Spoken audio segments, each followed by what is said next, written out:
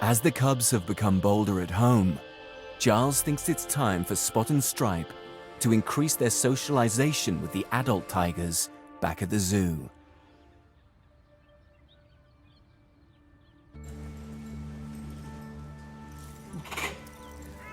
At the main tiger compound, Giles and his team are full-time carers for 10 adult tigers, and Spot and Stripe have been gradually exposed to them.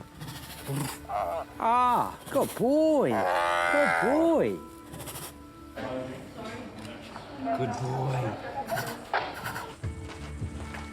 Seeing the adult tigers through the glass is one thing, but their next big milestone is to socialize and meet one of the adults in the open air.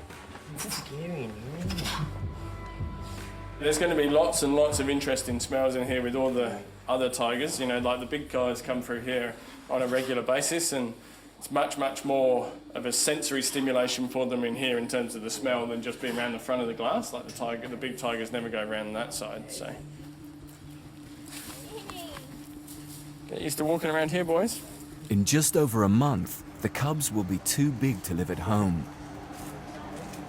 And they need to be accepted by the adults for them to live here full time. He's a little bit nervous, as you would expect. You can see he's smelling all the smells around. There's lots of smells of big predators, other tigers around, so they're going to be a little bit cautious naturally. In the wild, an unrelated tiger could easily injure the cubs. How is she? She's waiting. There you go.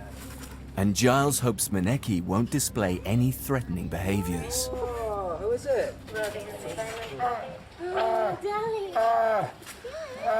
So this is Maneki. Well, this is the very, very first time that Maneki's seen any cubs whatsoever. Tigers communicate using a range of vocalizations. And the most common non-threatening sound they make is called a chuff.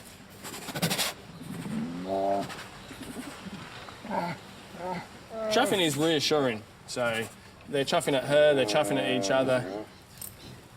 So it's a reassuring type of noise, but it's also a way of greeting, so that she speaks your language, not like Ruby.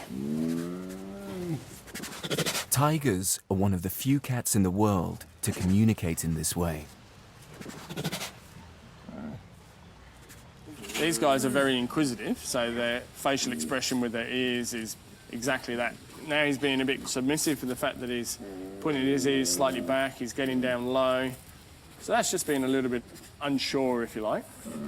Whereas Maneki, you can see how relaxed she is. She's sat there, she's fairly happy. So Stripe is getting a little bit close. He's being cautious in the way in which he approaches. Good boy.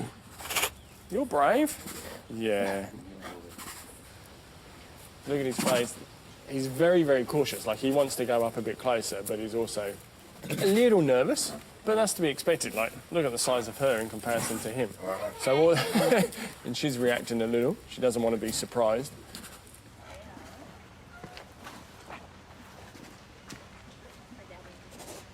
The cubs have won over Maneki, and Giles is relieved. For a very first encounter, you couldn't have asked for it to go any better or any smoother. You know, no one's being aggressive, no one's showing over interest or too much interest. So, and the cubs are coping really well.